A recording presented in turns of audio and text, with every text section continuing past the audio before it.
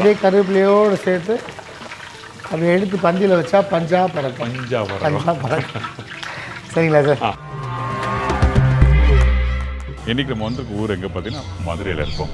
இந்த காலிஃப்ளவர் 65 சொல்லும்போது ஒருத்தர் ஒரு கை பக்கத்தில் ஒரு ஸ்டைலில் பண்ணுவாங்க. அந்த மாதிரி இன்றைக்கி பார்த்தீங்கன்னா இந்த வேலவன் கேட்டகரி, நம்ம வேலவன் கேட்டகரி பார்த்தீங்களா, அவரோட கை பக்கத்தில் பண்ணுற இந்த காலிஃப்ளவர் 65 எப்படி பண்ண சொல்லி எடுத்துட்டு போகிறோம். அதே டைமில் இந்த காலிஃப்ளவர் வாங்கி அதுக்கப்புறம் கட் பண்ணுற பக்குவம் என்ன, அதுக்கப்புறம் முக்கியமாக இந்த இடத்துல இதில் அவங்க யூஸ் பண்ணுற அந்த மசாலா பக்குவம் என்ன. ஸோ இந்த காலிஃப்ளவர் 65 நம்ம வேலவன் கேட்டகரியில் பண்ணுற ஸ்டைல் எப்படின்னு பார்த்தீங்கன்னா, இதுக்கு நம்ம கொடுக்குற கோட்டிங் அந்த மசாலா எல்லாமே பார்த்தீங்கன்னா அப்படியே ரொம்ப அப்பன மாதிரி இல்லாமல் லைட்டாக பூசின மாதிரி இருந்தால் தான் அது நல்லாயிருக்கும் சாப்பிட்றதுக்கு. ரெண்டாவது இது ஃப்ரை பண்ணுற பக்குவம் ரொம்ப ரொம்ப ரொம்ப முக்கியம். இது 100% நீங்கள் முழுமையாக ஃப்ரை பண்ணிங்கன்னா ரொம்ப ஒரு மாதிரி கிறிஸ்பியாக, ரொம்ப ஒரு மாதிரி இது மாதிரி அந்த மாதிரி இல்லாமல் ஒரு 90% to 95% தான் அது குக் பண்ணணும். அப்போ அந்த மசாலா நல்லா பிளெண்ட் ஆகி அதோட நல்லா இன்ஜெக்ட் ஆகி சாப்பிட்றதுக்கு ரொம்ப சுவையாக, ரொம்ப ஒரு முறுமுறுப்பாக இருக்கும் இந்த காலிஃப்ளவர் 65.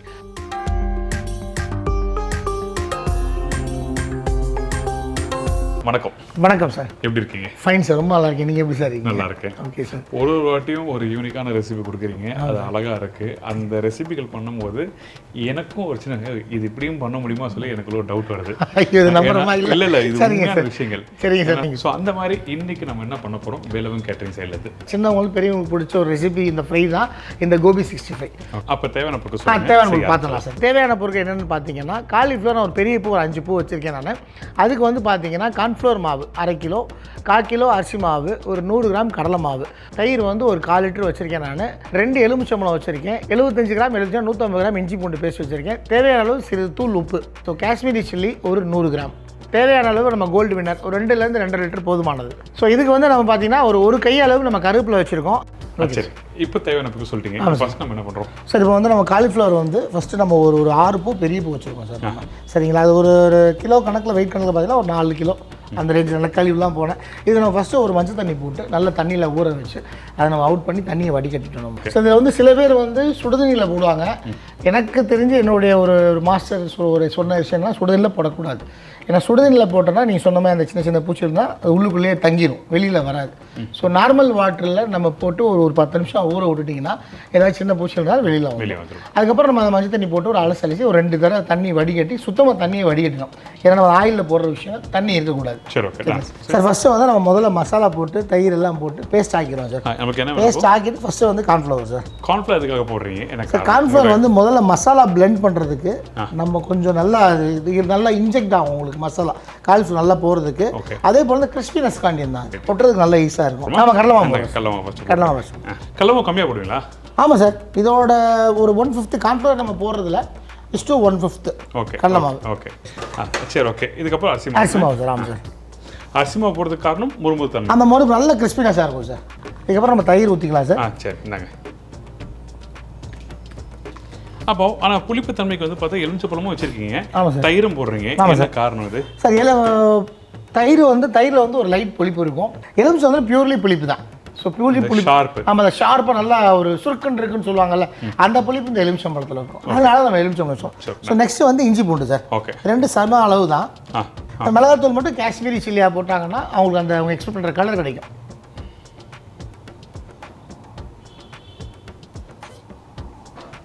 சார் அதுக்கப்புறம் வந்து நம்ம சோயா ஊற்றி இதுக்கப்புறம் எலுமிச்சம்பழம். ஆமாம் சார், இந்த எலுமிச்சம்பழம். இந்தாங்க, இதை நீங்கள் புரிஞ்சுக்க. ஓகே, நானும் ஹெல்ப் பண்ணுறேன். பண்ணுங்க சார், பண்ணுங்க சார்.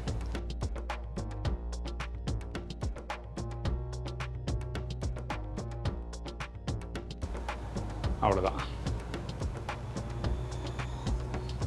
இதுக்கப்புறம் நம்ம தேவைப்பட்டால் அப்புறம் உப்பு போட்டுக்கிறோம் சார். நம்ம சரிங்களா? மிக்ஸ் பண்ணுங்கள்.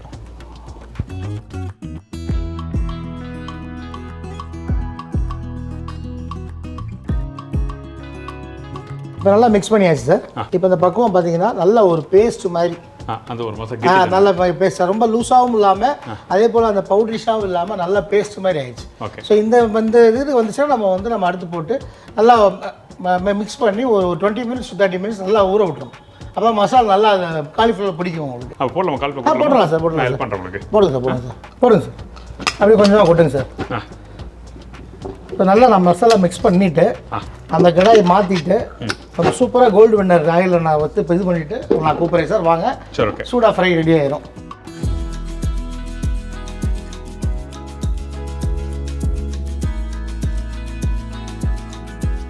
இப்போ நல்லா மிக்ஸ் பண்ணியாச்சு நம்ம. இப்போ மிக்ஸ் பண்ணி பார்த்தீங்கன்னா எல்லாமே நல்லா மெர்ஜ் ஆயிடுச்சு. ஓகே. இப்போ அதுக்கப்புறம் நம்ம லாஸ்ட்டாக வந்து இந்த பெப்பர் மட்டும் நம்ம ஹோல்ட் பண்ணி வச்சுருக்கோம். அது மட்டும் நம்ம போட்டு எண்ணெய் கடாயை செட் பண்ணி நம்ம ஃப்ரை பண்ண ஆரம்பிச்சிடலாம் சார். அந்த மிக்ஸ் பண்ணது காட்டுங்களேன். அந்த மசாலா எவ்வளோ இருக்குது, அது அந்த காலிஃப்ளவர் எவ்வளோ மிக்ஸ் ஆகிருக்குன்னு சொல்லி பார்க்கலாம். அதான் அந்த மேலோட்டமாக அது ஒட்டி இருக்கிறது இல்லை, ரொம்ப தொங்குற மாதிரிலாம் இல்லாமல் ரொம்ப இதாகவும் இல்லாமல் சொதன்னு இல்லாமல் அப்படியே பூசின மாதிரி இருக்குது சார். ஓகே. அதாவது கார்ன்ஃப்ளவர் அதிகமாக சேர்க்கும் போது இந்த ஒரு இது மற்ற பொருளெல்லாம் சேர்த்து ஒட்ட ஆரம்பிச்சிடும் இது. கண்டிப்பாக சார், கண்டிப்பாக சார், கண்டிப்பாக சார். பெப்பர் போட்டு நான் போடுவா? போட்டு நீங்களே போடுங்க சார். போடுங்க சார். போதும் சார், போதும் சார், போதும் சார், போதும் சார். இப்போ நம்ம வந்து எண்ணெய் கடாயை செட் பண்ணி கோல்டன் ஆயிலை ஊற்றி எண்ணெய் காஞ்ச உடனே அந்த எண்ணெய் சூடானதை நம்ம பொரிக்க ஆரம்பிச்சிடலாம் சார். இப்போ இங்கே ரெடி ஆகிடுச்சு. சின்ன சின்ன விஷயங்கள் அழகாக புரிஞ்சுட்டு வீட்டில் பண்ணுங்க, ரொம்ப நல்லாயிருக்கும். அதுக்கு முன்னாடி வந்து நம்ம ஷெஃப் தீனாஸ் கிச்சனில் வாட்ஸ்அப் நம்பர் கொடுத்துட்ருக்கோம். அந்த வாட்ஸ்அப் நம்பர் உங்கள் எல்லாருக்குமே தெரியும், நிறைய பேர் டெக்ஸ்ட் பண்ணுறீங்க. Really thank you so much. ஏன் சொல்லணும்னா அவ்வளோ மெசேஜ், அவ்வளோ ஃபீட்பேக்ஸ் நிறைய கொடுக்குறீங்க.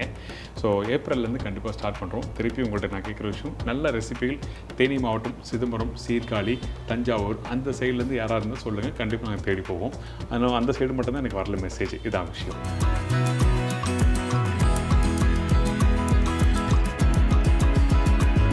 ஸோ கோல்டன் நல்லா காஞ்சிருச்சு, ரெடியாக இருக்குது. இப்போ நம்ம ஃப்ரை பண்ணி நீங்கள் எப்படின்னு டேஸ்ட் பார்க்கலாம் சார். சரி, பண்ணுங்க. பண்ணலாமா சார்? எண்ணெய் சூடாகிடுச்சு, கையில் பிடிச்சிக்குவா? நீ போட்டுருக்கலாம்.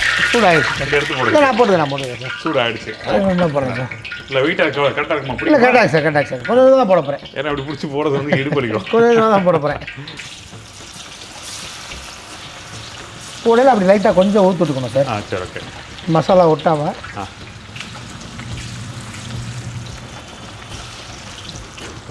அந்த காலிஃப்ளவர் போட்டுட்டு அந்த எண்ணெய் மிதமான சூடில் வச்சுக்கோங்க. இது மாதிரி அதாவது சில லான்ச் பண்ணி போடுவாங்க, அப்படின்னா சீக்கிரம் வந்துடும். இது அந்த வேகாத காயை டேரெக்டாக மசாலா போட்டு மிக்ஸ் பண்ணும்போது ரொம்ப கவனம் தேவை. அடுப்போட ஃப்ளேம் கரெக்டாக வச்சுங்க.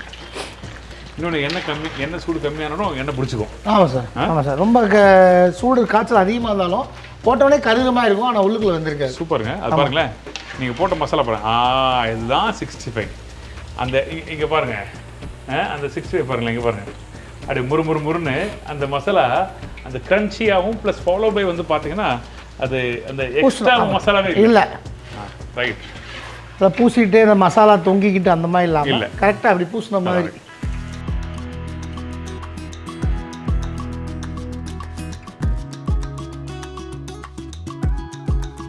கரெக்டாக வந்துருக்கு. ஆமாம் சார்.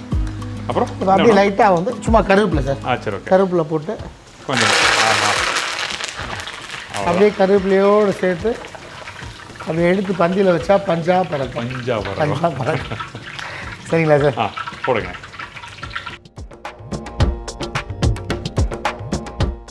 அப்படியே உங்கள் கையால். சரிங்க சார். இந்த ஸ்நாக்ஸ் தட்டு எப்பவும் பெரிய தட்டு தருவீங்க, இந்த வாட்டி தட்டை குறைச்சிட்டானே. ஏன்னா சாப்பிட்டு வயிறு பெருசாகுது எனக்கு இங்கே. நீங்கள் சாப்பிட்டு நீங்கள் பெரிய தட்டு கேட்பீங்க சார். அப்பயும் விட மாட்டேறாரு என்ன. கையில் எடுத்து காட்டுறேன், ஒரு காலிஃப்ளவர் எடுத்து காட்டுறேன் பாருங்க, எப்படி இருக்கு பாருங்க. அந்த மேலே தான் கோட்டிங் ஆகிருக்கு, அதுதான் ரொம்ப இம்பார்ட்டன்ட். இந்த கோட்டிங் ஆனால் தான் உங்களுக்கு அது பக்குவம் கரெக்டாக இருக்கும். சரிங்களா? டேஸ்ட் பண்ணலாமா? தாராளமா சார்.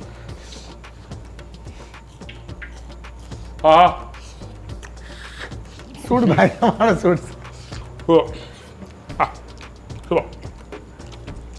கரெக்ட் முருகன் சத்தம் கேட்குது சார். கேட்குதா? கேட்குது.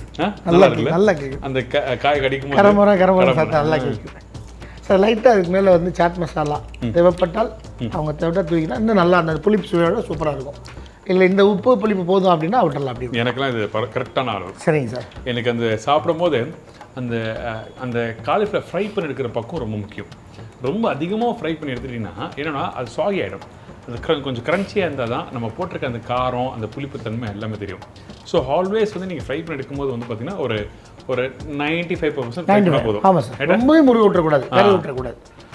அந்த 95% நீங்கள் கரெக்டாக ஃப்ரை பண்ணி எடுத்தீங்கன்னா ஐம் ஷூர் டெஃபினட்டாக நீங்கள் கடிச்சு சாப்பிட நல்லாயிருக்கும். சூப்பராக வந்துருக்கு. Excellent. Thank you so much sir. Thank you so much. Excellent. Good taste. Very good. Thank you sir. இதெல்லாம் ஈவினிங் டைமில் ஸ்நாக்ஸுக்கு ஃபர்ஸ்ட் கிளாஸாக இருக்கும் சார். ஒரு நல்ல ஃபில்டர் காஃபி, அது கூட ஸ்நாக்ஸு மலைக்கு ரொம்ப பிரமாதமாக இருக்கும். உங்கள் ஃபோன் நம்பர் கொடுங்க. Okay sir.